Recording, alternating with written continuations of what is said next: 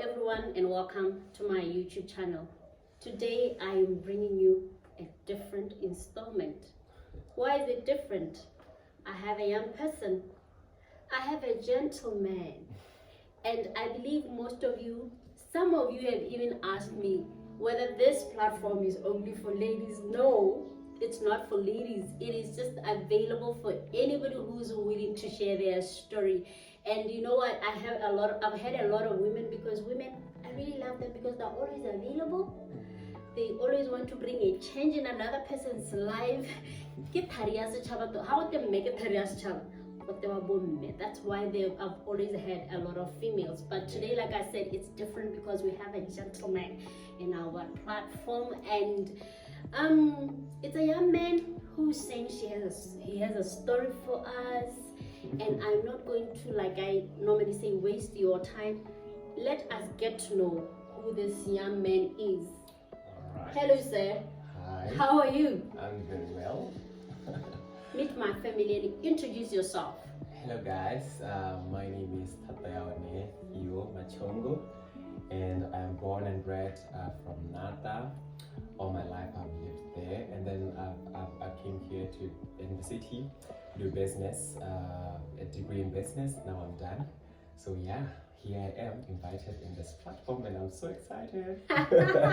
Thank you so much, Tizan. Yes. I call him Tizan. Yes. Well, he's called Tatan. I call him Tizan. Thank you so much for honoring our invite.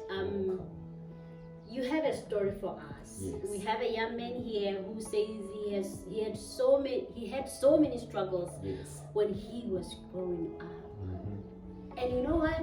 Everybody who come to my platform has the story that I started there, but I'm here today. Yes. And I want you who's watching me to go somewhere as well. We cannot stay in one place. So please take us through your life story. All right. Yeah. Thank you very much, ma'am. Yes, as I said, that I was born and bred Onata. Yeah. So that's actually where I've lived all my life. Mm-hmm. At the village. At the village, Komodini. Yes. So I was born there, went to school, primary, junior, and secondary. And guys, I've lived all 12 years alone. Me, my mom, my grandma, and my other extended families. Yeah. So yeah, I've enjoyed a privilege of being a lone child. You see, so every time my mom will go out, I'll know for sure that whenever she's coming back, I'll be the other paper bag. It's mine, full of toys, clothes, and everything. Not like you see. What? Yes. Yeah, yes. that's nice. That's So beautiful. I can actually say that I've lived life. Yeah. In that 12 years. Yeah. Because I was still young again. Yeah. And yeah. And 2009, yes, my mom got married. Yes, got married. And then, yeah, I think I was giving still at 5 years. You see, at that young age, I was grown, and I could understand a lot of things. You see, yes. You knew the difference yes, between right and wrong. Yeah. And what is good and not good. Yeah. Yes, and then my mom got married, and then yeah, things began. Yeah, things began. Yeah. Because remember, I've lived all my life, the 12 years, with my grandma, mom, you see, without the dad. Yes. And now, yeah, the dad came in the picture. My mom got married, and then she asked me if I could move them with them to their new place, and I said no. Maybe I should interject, and yes. I think you have to clarify that the gentleman who was marrying your mother was not your biological dad. Yes. The gentleman who married my mom is not my biological, but step. Yes. Because I don't know my biological dad. Yes. That's a fact. That's a fact. Yes. Which means I've lived almost of my life without a father figure. You see, and now I'm used to the fact that it's me, my mom. You see, so when the third party comes in, which means things have to change. You see, so now I have to change my route to focus on this route apart from that one. But then that route wasn't easy. It was difficult. I wouldn't lie. So when when your stepdad married your mom, Yes. ini atsewa ni namani kana yang? Yes, that's what I think that's all in my mind. Mm-hmm. But then I guess when the Namani is growing up, Namani is at a mind. So okay, so your mother asked you if you wanted to join her. Yes. In her new family. Yes. And then you decided to stay with your grandmother. Yes, because that's where I was so comfortable. With, you see, I felt like if I go there, I'm not yet used to this man. Yes. And then there's no that connection now. Yeah. So it's better if I remain behind. Okay. Yes. Okay. So that means now your life is related with your grandmother. Yes. So you can take now. us. Yes. Alright, living with my grandmom. Yeah, I love her very much. Yeah. I love her very much because she nurtured me. We love you, Granny. She still nurtures me now, you see. Yeah. Yeah, I've lived with her. And then from primary, I went to junior. Yeah. And then in junior school, that's where as a person or individual is going to be growing up, which is prepared state and all the stuff. So yeah, guys. Now I'm starting to understand things in a different perspective. You see, I can now relate and I can now put myself in somebody's situation. And with the situation which was happening back at home, like at my parents' place, it was a situation of which it wasn't, I would say, not good. And so yeah. A lot of things was happening in that place. Between your mom and your dad. Between the mom and the stepdad and then the family in general. But yeah, so that affected me. It affected me to an extent that I couldn't, at school, I couldn't concentrate more. And then at the end, when I was writing my JC, I ended up obtaining a grade of which really wasn't not according to your standard. According to my standard. Yeah. And I was really disappointed. My teachers were disappointed. Like this is a bright student. What happened? Only to find that actually was going through a rough patch back home. You see. So what was happening at home was affecting you. Was it issues of your mother being ill-treated, or what issues? All those. Yeah. I would say that will revolve around that because if there's there is an unsettlement at home, it also affects the children. Child. Yes. Yes, actually, in a general explanation, that was actually happening. And then because I'm a firstborn at home, I'm a firstborn, so I understood and I could take in action and in picture whatever what was happening. So that didn't sit well with me. Yes. But then I didn't say, oh, because I got the grade that I didn't want, that should derail me. I went on to senior school. Senior school, that was in 2015 to 2016. I went there, I schooled. And then I tried to build myself up to say, you know what, you have to push and pass. And then indeed, I passed. You did. I did. I passed. Yeah. And then now, back then, just to take you a little bit back. All right. And yeah, I didn't go to church back then, but then in 2014 I went to church. But then it was just going to church. You see, going to church. You had not accepted Christ. Accepted Christ, like okay, fine. Or now did you accept Christ? I accepted Christ, but then there was no. So you just went to church. Just went to church, yes. Oh, yes. And then I passed my Form 5. Yeah. Went to varsity. Remember, Yeah. varsity is in gaps. In the city. In the city. Yes. Which means I had to fit in. Oh in my the city. goodness! A boy from Nata. A transition. You see, that transition was not of a good caliber because I had to come and sit with my maternal family. You see, but then. So you're coming from the village. Yes. To Gaborone. Yes. In Gaborone. Yes. You don't know a lot of people, so you are forced to stay with family. Yes. So you went, yes. I went to stay with my other parents through my stepdad. Yo. And remember that the relationship between me and the stepdad is not of you are not in good terms with your stepdad. Yes. So you went to stay with his family in Gaps. Yes. They were the only available family for you. Yes. All right. And yeah, guys, staying with the family, I wouldn't say it was a walk in the park.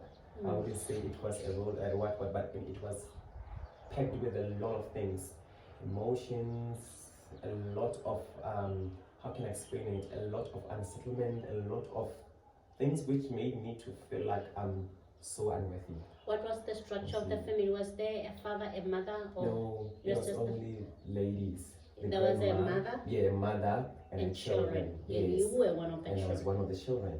You see, but then the scale wasn't on a you were not treated level. equally. Yes, we're not treated equally, of which it affected me. Remember that I'm starting my first year at university, and things wasn't really good, and I had to go through a very painful journey during that year.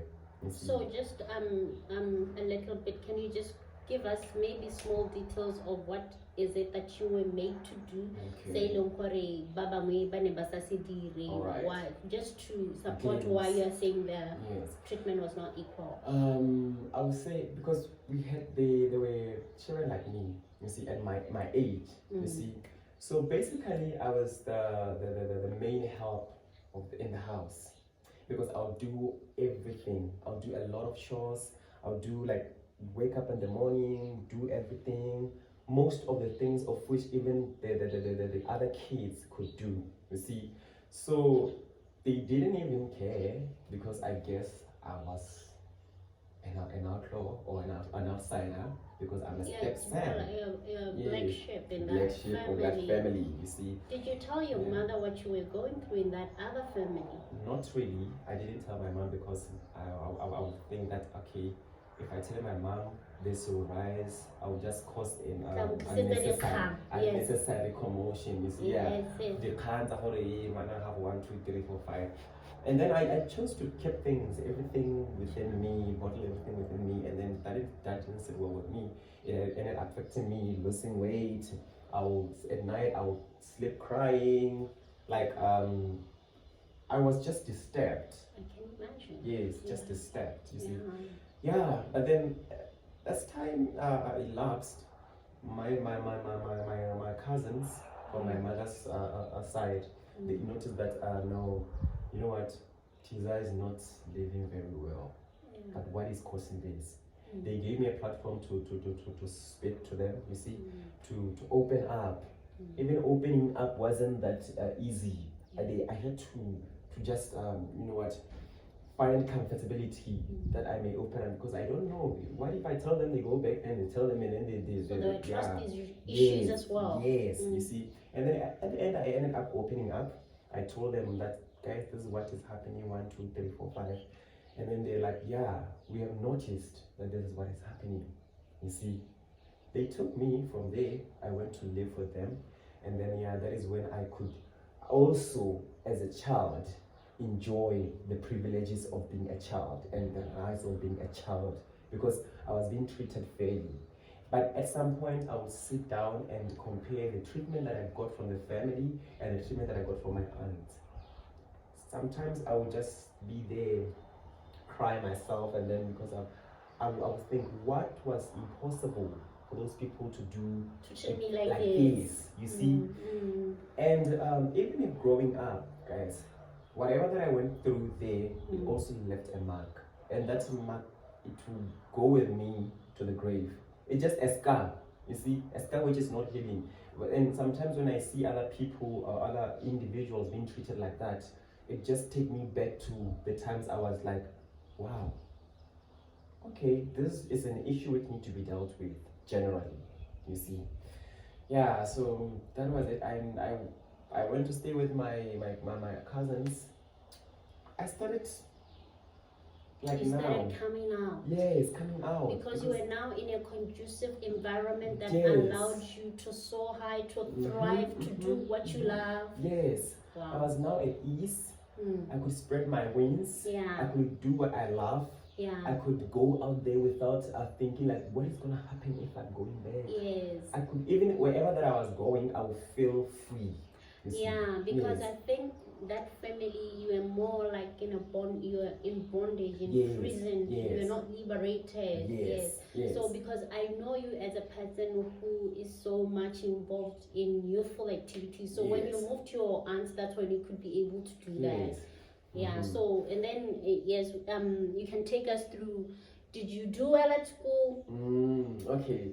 You mean varsity? Yes, because Okay, actually yeah. you were there for your first year. When you arrived in Gaborone, you went to your paternal. Now your aunts took you. Now, did you perform differently at school? Yes, that affected me differently. Uh-huh. Because when I was there and with my paternal family, my marks went good, and I was still asking myself, like, will I ever finish varsity? You see? I know. And then when my aunts, my mama, I call them my aunts because they're older than me. When my aunts took me, I was like, yes. Now I could see things in a different eye. Yes. And because I'm a bright student, I guess now other burden was like we're falling off offloaded now. Now I'm being who I am supposed to be. Exactly. You see, who are God meant, who God made to be.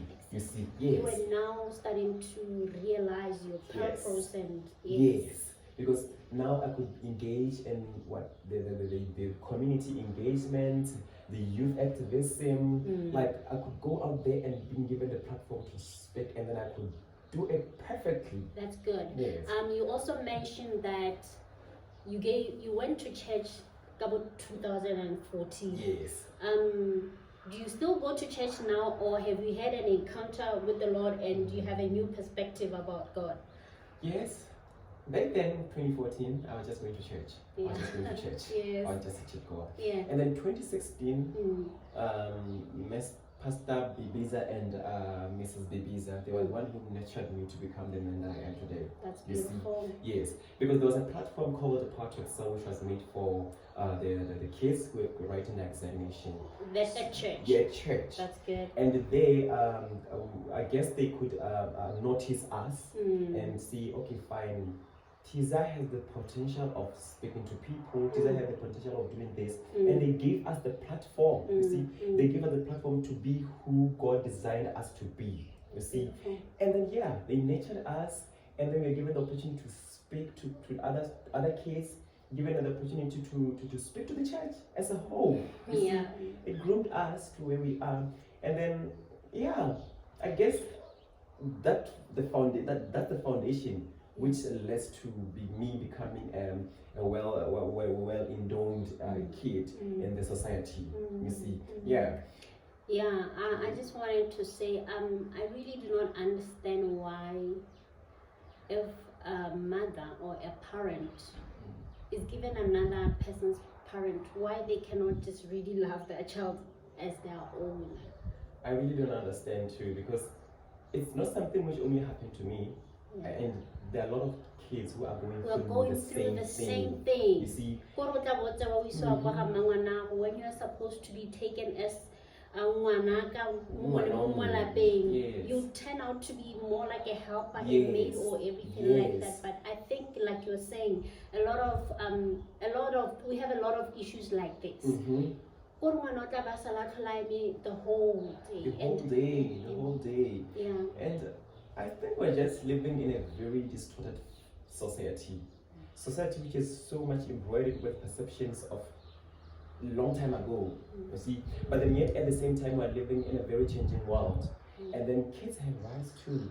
You as a parent, you need to treat somebody else's kid like she is yours, because even English says it takes a society to bring up a person, you see, to nurture a person. But how can a person be nurtured if he or she is living in a very not well environment? Please tell my viewers, please tell the parents who are watching you that. So parents, please take care of all the children equally. If somebody else has given you the ability to take care of their children, so please do that diligently. Do that as if your kid those kids are your own, because you never know. What if it's your own kids? What if it's your own kids who are taken to somebody else, and then that somebody else is abusing them, or that somebody else is maltreating them? You see, so it's something that we as parents, we need to look at and make sure that we correct the mistake, because every kid, we are the same. You see, I treat you as my mom because I know that you have the capability of treating me as my mom. Why treat me the other way around? And yes, and I just wanted to say, maybe sometime the child that has been brought into your family is an angel. Yes. The Lord has placed that child in your house for a purpose. And maybe it's that child who's going to even take care of you better than your own children. Yes. So this thing pains me because I'm also a man. I'm just wondering how I would feel like if I'm told that my child has so yeah, so I think in closing, Tiza, maybe I just wanted you to leave my viewers with the last word. Hore, you have gone through a lot. Yeah. You felt unworthy along the way. You felt you did not have confidence along the way. But when you had an encounter with the Lord, you started to identify yourself the way God looks at you. Yes. So just to tell them that, you know what, even if you're going through what you're going through, there's a God. You see, as a person, at your worst, or no matter how you are at your lowest, there's that thing in you which makes you to be worthy. You see, because when I was at my lowest, there was just that voice which told me that you are worthy. The inner voice. Yes, because I believe in this way that says God has designed me for success, engineered me to accomplishment, and endowed me with a seed of greatness. You see, no matter what challenges you are going through, you see, God has bestowed within you a seed of which need to be nurtured for it to germinate into a seed, into a tree of which it's supposed to be. You see, so you need nobody to tell you that you are worth it. It starts with you within yourself, and tell yourself that, you know what, Theo, you are worth it. And people will start to see you or look at you as worthy. You see, because and also, if you're going through a lot of persecution, tribulations, know that God cannot burden you with what you cannot conquer. Exactly. You see, He never gives us a burden of which you can never carry. You can carry it if you wake up and dust yourself and continue with your journey. Not living in mind that Mama is looking at me like this, Mama is looking at me. You see me, I'm very proud of myself. Yes. Very proud of myself. That's beautiful. Yes. That's beautiful. Thank you so much. Oh, you're welcome. Tiza, for agreeing to share your story with us. You know, every time I saw you and I saw you speak, I thought you had everything perfect, but you know there are those things that we go through in life. But I love the fact that you are an overcomer, and I want you, like, because you know how it feels like to be ill-treated, you have to change the norm. Yes. You know, there's a reason why you had to go through what you've gone through, so that you can bring change in your society or wherever you are going. It has been a beautiful installment, and I'm so happy because we had this young person. He's only 23 years, only 23 years, and he is a man. And I believe you have learned something from his story, that you know what, in life we'll face tribulations, and even the Bible says, count it all joy when you go through trials and tribulations. Ladies and gentlemen, thank you so much for taking your time to watch this video. I'm just going to ask you once more, please subscribe to this channel so that we can grow together. Please leave your comment in the comment section, and like and share this video. If you know somebody who has gone through what Tiza has gone through, share the video with that person. If you know a mother who is staying with a child that is not theirs, share the video with the mother or with the father. That's all we can say, and that's all we had for you today. Thank you so much for watching this video. Thank you so much, Mr. Tiza. It has been a pleasure. Thank you. Bye, viewers. Thank you, guys.